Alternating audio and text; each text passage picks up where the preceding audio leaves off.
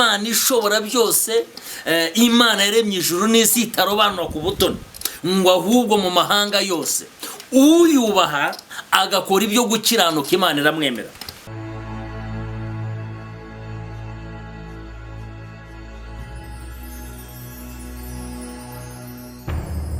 Ikaze mu ijambo ry'Imana nk'uko bisanzwe, uri kumwe na Ntambara Emmanuel.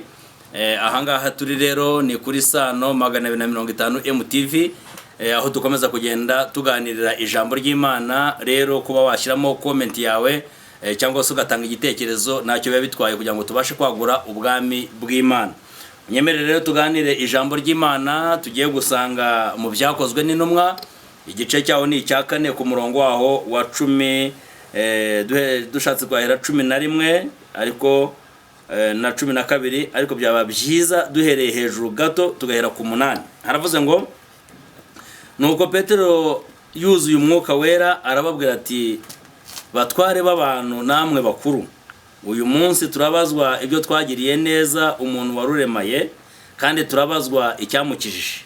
Ariko mumenye mwese n'abantu bose bo mu Bisiraheli yuko ari izina rya Yesu Kristo w'i Nazareti, uwo mwabambye Imana ikamuzura, ari ryo ritumye uyu muntu ahagarara imbere yanyu ari muzima. 11 aravuze ngo Yesu niwe buye rizima, cyangwa se Yesu niwe buye ryahinywe namwe abubatsi, kandi ryahindutse irikomeza imfuruka, kandi nta wundi agakiza kabonerwamo, kuko nta rindi zina munsi y'ijuru ryahawe abantu dukwiye gukirizwamo. Aya magambo niyo tugiye kuganira. Yesu niwe buye rizima ryahinywe n'abantu, ariko ku Mana rihinduka irikomeza imfuruka. Yesu niwe rufatiro ruzima rwahinywe n'abantu, ariko ku Mana ruba urukomeza imfuruka. Ndavugana nawe muvandimwe, wowe wubatse ku rufatiro ruzima ari urwo Yesu Kristo. Bibiliya iravuga ngo niwe buye rizima ryahinyuwe. Ndashaka kuvuga kuri aka kantu ko guhinyurwa. Niwe buye rizima ryahinyuwe n'abubatsi. Ababubatsi ni bande? Yesu niwe buye rizima ryahinyuwe n'abantu, kandi batakagombye kurihinyura. Ryahinyuwe n'abantu batakagombye kuba barihinyura, ahubwo bagombye kuba bazi neza ko ari we buye. Reka nguhe urugero cyangwa se mbyorosore. Yesu mu ivuka rye Herode ntiyamumenye, ariko abanyabwenge baramumenya. Kubera iki? Yesu mu ivuka rye aza mu isi, aho Imana yari yiyungiye n'abantu mu mwana wayo, nk'uko Yohana bivuga. Aravuga ngo kuko Imana yakunze abari mu isi cyane, byatumye itanga umwana wayo w'ikinege, kugira ngo umuntu wese umwizera atarimbuka, ahubwo ahabwe ubugingo buhoraho. Imana ishima inzira yo kugira ngo abantu ayivuganire n'abantu bayo mu kanwa k'umwana wayo. Ariko icyo nshaka kuvuga ni iki: Yesu mu kuza mu isi, abanyabwenge baramumenya, ariko abategetsi ntibamumenya. Ndimo ndashaka kukubwira iki kintu. Ndimo ndashaka kukubwira ko Yesu mu kuza kwe ntabwo abatambyi bamumenye, ariko Petero na Yohana baramumenye, kuko yarabegereye arabiyereka, arababwira ngo nimunkurikire nzabahindura abarobyi b'abantu. Ndimo mvugana nawe muvandimwe, we wamwizeye. Imana ishobora byose ni guhindura umurobyi, kandi guhindura umurobyi w'abantu n'ibintu. Imana iguhe kuroba, kandi nuroba urobe neza. Hari ukuntu abantu barara baroba, abakoze uwo mwuga barabyumva, ukarara uroba, ariko bwacya mu gitondo ugasanga ibyo warobye mu mitego yawe haguyemo ibikeri, ugasanga mu mitego yawe haguyemo imitubu. Ndimo ndashaka kukubwira iki rero? Imana iguhe kuroba kandi urobe neza mu izina rya Yesu. Niwe mvuga kuroba, iguhe kuroba abantu n'ibintu. Imana ikugirire neza.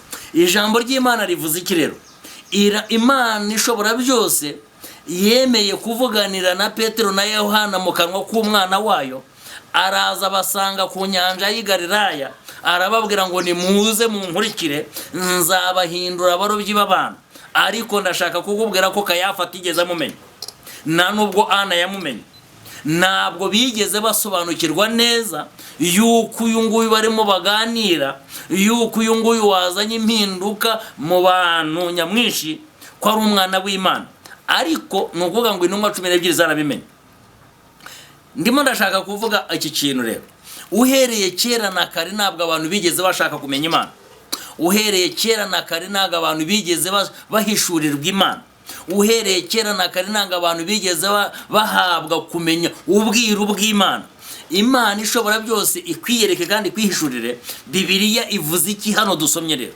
Umunsi umwe Petero na Yohana ubwo bahagurukirizaga ikirema ku irembo ry'urusengero rwitaga Ryiza, ayo makuru sinshaka kuyajyamo cyane, ndimo ndashaka guhera hano baraye muri gereza.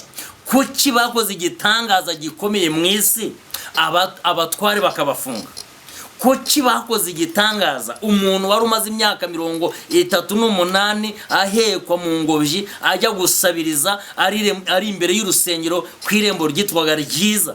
Imana ikakorera igitangaza agahaguruka mu isi y'abazima. Imana yari ikoze ikintu gikomeye abantu bagombye kwigiraho.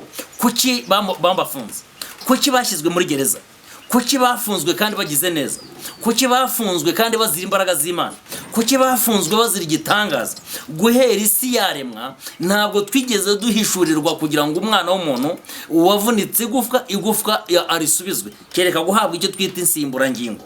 Ariko Imana yakoze igitangaza igikorera ku mugaragaro ku manywa ya rukamba saa 9. Imana ikoresheje ibiganza bya Petero na Yohana. Ndimo ndashaka kukubwira iki kintu. Abayobozi, abatambyi barabafashe barabafunga. Umva ikintu bababajije rero. Bababajije ibibazo bibiri. Nyuma yaho bukeye inama urukiko ruraterana rwo kugira ngo rubaburanishe. Barimo baraburana bakoze iki? Barimo baraburana kuko bahagurukije umuntu ku irembo ry'urusengero. Nyamara bakagombye kuba barimo bashimirwa, bababaza batari ko se bigenze bite? Ahubwo dufite abantu benshi baremerewe, ubuzima bwananiye, abarwayi ni benshi, mutwemerere rero kugira ngo tubagirireho umugisha, izi mbaraga zibarimo zize gukora ibitangaza muri aba bantu. Siko byagenze. Kuki aba bantu bafunzwe? Kuki aba bantu bashyizwe muri gereza? Kuki aba bantu bakubiswe? Kuki aba bantu bacuragujwe? Kuki aba bantu bagiriwe nabi? Nuyihe mpamvu yabiteye? Umva iki ijambo ry'Imana rivuze rero, ngo inama y'urukiko iteranye iyobowe na Ana umutambyi mukuru ndetse n'abayobozi bari icyo gihe. Umva ikintu gikomeye titire yaravugaga, cyangwa se ingingo nyamukuru. Umva ikintu yavugaga. Barababajije ngo ni izihe mbaraga cyangwa se ni irihe zina? Ni ibintu bibiri. Ni imbaraga ki mufite? Ni izina ki ryabakoresheje? Ni ubuhe bubasha mu yandi magambo mufite? Ni izihe mbaraga mufite? Kandi tubizi ko muri abaswa mukoresheje imbaraga zingana iki? Ni imbaraga za masters? Ni imbaraga za bachelor? Ni imbaraga za zikirenga za professora? Ni imbaraga za doctora? Ni izihe mbaraga mufite zituma mufite capacity yo guhagurutsa umuntu mumukozeho? Icyo ni kimwe. Cya kabiri, ni irihe zina mwaba mubasha guhagararamo mugakora ibi mwakoze? Kandi tubizi ko muri abarobyi, tubizi neza ko mutigeze mwiga, tubizi neza ko muri abaswa, tubizi neza ko muri inkandagira bitabo, tubizi neza ko tubazi muri uyu mudugudu tubazi. Petero afata ijambo arababwira ati, batware b'abantu bora, arababwira ati, yemwe bakuru b'Abisiraheli, turimo turabazwi neza twagiriye kuri uyu muntu, turimo turasobanuzwa icyo twakoze, ariko nyamara se twebwe ntabwo ari twe twabikoze. Yesu mwishe mukamubamba, umwe mwishe mukamubamba, Imana ikamuzura mu bapfuye. Muri abagabo bikubihamya kuko yarazutse, n'abasirikare babibabwiye. Iyo nkuru murayizi ko yazutse kandi yishwe namwe. Yesu uwo nguwo rero ni uhesheje uyu muntu guhaguruka akaba ari muzima. Yesu arababwira ati, rero Yesu niwe buye rizima ryahinyuwe namwe mwebwe abubatsi, ryahinyuwe namwe mwebwe abayobozi, ryahinyuwe namwe mwebwe abaguverineri, ryahinyuwe namwe mwebwe mwakagombye kuba mubizi neza, mwebwe abashumba, mwebwe abatambyi bakuru ba Kayafa, Yesu niwe buye rizima ryahinyuwe namwe abubatsi, ariko ku Mana ishobora byose ryabaye rikomeza imfuruka. Ndimo ndashaka kukubwira iki muvandimwe? Ndimo ndashaka kukubwira amagambo akomeye.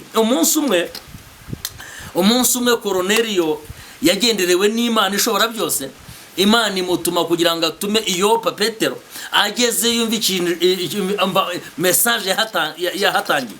Nawe nshaka kuguha akanya. Yaravuze ngo menye neza ko Imana ishobora byose, Imana yaremye ijuru n'isi itarobanura ku butoni, ngo ahubwo mu mahanga yose uyubaha agakora ibyo gukiranuka Imana iramwemera. Umuntu wese wubaha Imana, waba warize, waba utarize, waba utunze, waba udatunze, waba ufite byinshi, waba ufite bikeya, umuntu wese wubaha Imana agakora ibyo gukiranuka, Imana ishobora byose iramwemera. Petero arababwira ati yemwe batwari b'abantu, uyu munsi aya masaha turimo turasobanuzwa ibi mwakagombye kuba muzi. Turimo turasobanuzwa ibi, turimo turasobanuzwa ibyo mwakagombye kuba musobanukiwe. Ngo barabaheza baravuga bati se ko aba bantu tubazi ari abarobyi, ubu bwenge n'ubu buhanga babukura he? Umwe muri bo arababwira ati rero nimuze gutekereza iby'ubwenge kuko babanye na Yesu. Nubwo Yesu turimo turwanya kumumenya, ariko aba bagabo babanye nawe. Aba bagabo rero yarabigishije, aba bagabo yarabacyaje, aba bagabo yarabahinduye, aba bagabo yabagejeje ku rwego ruzima. Ndimo ndashaka kuvugana nawe wowe nkurikiranye. Niwiringira ishobora byose izaguha ubwenge, niwiringira Imana Data wa twese izaguha ubumenyi, izaguha gusobanukirwa, izaguha ubwenge bukora neza, izaguhindura udasanzwe. Kandi icyo nkundira Imana rero, Imana igikora ibihabanye na siyansi z'abantu, Imana igikoranye ibihabanye n'ubwenge bw'abantu, Imana igikora ibihabanye n'iby'abana b'abantu basetinze. Ndimo ndashaka gusatira gusoza nkubaza ngo kuki Yesu, Petero na Yohana bamumenye, umutambyi Kayafa watambiraga wakoraga umurimo w'Imana ntamumenye? Kuki Ana atamumenye? Kuki Herode atamumenye ariko abanyabwenge bakamumenya?